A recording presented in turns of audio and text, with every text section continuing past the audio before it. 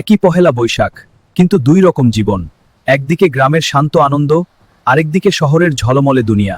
আজ দেখা যাক আসল আনন্দ কোথায়। গ্রামে সকালটা শুরু হয় পাখির ডাক আর শীতল বাতাসে। নতুন পানি পড়ে ছেলেটা হাসি মুখে বের হয়েছে। চারদিকে শুধু শান্তি আর খুশির ছোঁয়া। শহরে সকাল মানেই ব্যস্ততা আর শব্দ, নতুন ফ্যাশন, সানগ্লাস, সবকিছু পারফেক্ট, কিন্তু সব জায়গায় যেন তাড়াহুড়া লেগেই আছে। দেখো, গ্রামের মেলায় যেন আনন্দের বন্যা। নাগরদোলায় চড়ে হাসছে সবাই, ছোট ছোট সুখ, কিন্তু মনটা ভরে যায়। শহরে চলছে সেলফি আর ফ্যাশন শো, সবাই ব্যস্ত ছবি তুলতে। লাইক আর কমেন্টেই যেন সুখ খোঁজে।